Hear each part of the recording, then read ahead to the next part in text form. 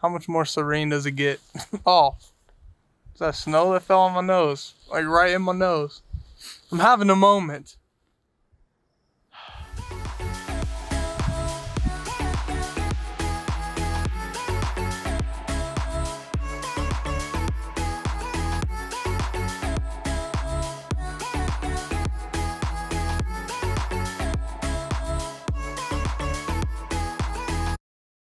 I think I should take some time to do some hiking tips while you're up here. First, I was trying to get to Big Beehive. Don't know where I got lost, but I also don't have a map, so I couldn't figure out where I got lost. So tip number one, get a map, especially if you're in another country and your phone doesn't work, so you literally have no idea where you are. I had to bum off the Brazilians map for a minute, even to get this far, but then I got to a point where it said Big Beehive this way. I see I'm not the first one to say it's not there. And there ain't no Big Beehive in sight. It just, I either missed a turn or the layouts aren't clear, so you need a map. So tip number one, get a map.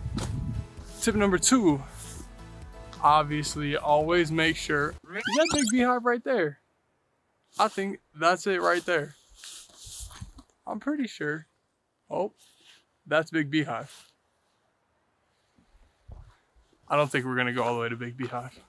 We'll see how far it says. Anyways, tip number two, always make sure you bring enough water. Make sure you bring enough water, make sure you bring snacks for the day. Food and what you put into your system for the day matters. And you're gonna need some when you get up here.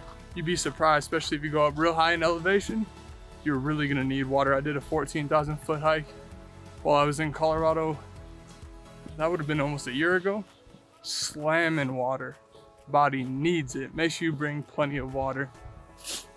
Tip number three, make sure not only that you bring layers, but you bring the right type of layers.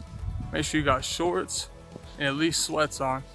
And that I like to bring something like a t-shirt at the bottom and then a hoodie or something under that. And then if it's gonna be possibly real cold, like a jacket type, plus a rain jacket, something over top that in case it rains or in case it snows, isn't going to get soaked and you're not gonna get soaked, because when you get soaked, that's when you get real cold and everything underneath is wet. So make sure you bring an overlayer that is waterproof. Bring a beanie of sorts. When you get up in elevation, you're surprised usually at how cold it gets. When you go to Pikes Peak in Colorado, you get to the top and it could have been summer at the bottom, it's now winter. You just changed seasons. Bring the right shoes. In case you're wondering, the double sock right now is doing its job. Ain't got no blisters coming on right now.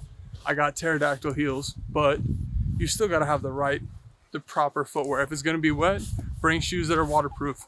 Definitely hiking boots if you have them. Athletic shoes, maybe that's enough. Know your trail. Tip number four, this might seem cliche, but it's so true. Bring a good attitude. When you come up here, when you say hi to people walking by, like I've shown you, good morning, good morning, good morning, morning. It just, man, it puts a smile on their face. Some people are really struggling to get up the hike at all. So saying hi is like a pat on the back. Or a, hey, you got this, if you can tell somebody's really struggling. Just bring a good attitude. It's that simple. If you don't have a good attitude, if you're going somewhere that's really pretty, I bet you get a good attitude. Hiking just does that. Unless you're real out of shape, then it might be a worse attitude. Tip number five, bring a good camera. If you got a new phone, they usually suffice, depends what you're trying to do up here. But to at least capture the moment. You don't have to video everything. You don't have to take photos of everything. But you want to have a decent camera so you can capture the memories, because you might only be up there one time in your whole life. And for a once in your whole life, you want to bring something that you can capture the moment. And a portable charger is good to have, because if you're out all day long, if you accidentally leave your phone on roaming or you take a bunch of videos and you run out of batteries, you can recharge them right in your backpack, which you should also have. I'm not gonna make that its own tip, but you should bring a backpack. Tip number six, I hope we're on six, is an accessory that I don't have, but is good to bring if you have. It's some binoculars, because you got all this beautiful scenery, which you can see from a big like a GoPro view, you can see it all. But if you want to see things up close, you can't really see it up close unless you either have a really nice camera or you can zoom super far in, or some binoculars. Binoculars are good to have on all your hikes. Tip number 7 is actually something that I got on a podcast that I recently listened to. And this is for if you're going backpacking in areas where it's not real common, like it's not Lake Louise where thousands of people come every single day, especially up in Canada, is bear spray or something, depending on where you're at, to keep you safe from anything outside, especially if you're hiking alone. If you're hiking alone, that stuff is important to have. I'm not telling you load a Glock. I'm just telling you, for bears in general, bring the bear spray. And if you're hiking out in Colorado or somewhere where they got cats, I don't even know what to tell y'all. Good luck. Don't run. That's all I know. Don't run from cats. Throw stuff, make noise.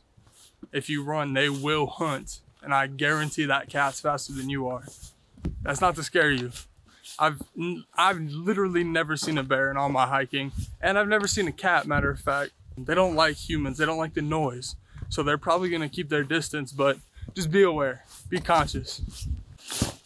Tip number 8 depends fully on where you're going and where you're at. But bring stuff to experience wherever you're going fully. So if you're going up to a waterfall, even if it's cold, even if it's not great weather, like I said earlier, you might only be there one time in your whole life. So bring a swimsuit, get in. Saturday, November 24th, Mans is about to jump into this waterfall. Hey, that's a reminder. I swear to God, you never know if you're gonna see tomorrow. You better take it in today. Ain't never promised. Yeah, it's gonna hit you and it's gonna be chilly, it's gonna be cold, and you can be frigid, but bring a towel and bring a swimsuit and get in. Experience it. One time in your whole life is worth getting a little cold.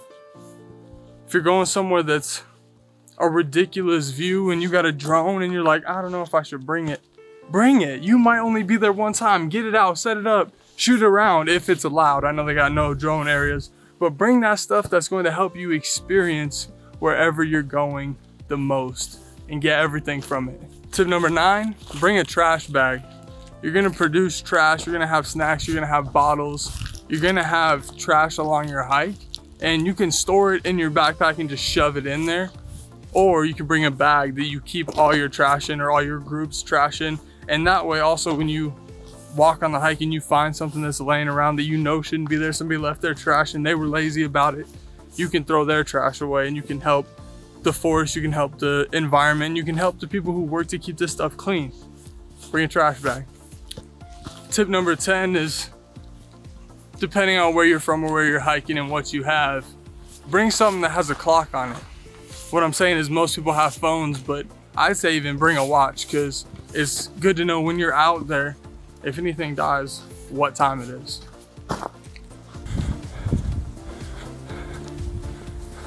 Cancel the focus, focus on my face, there we go. Here's my motivational bit for you guys. You got a tree in your way, get over it.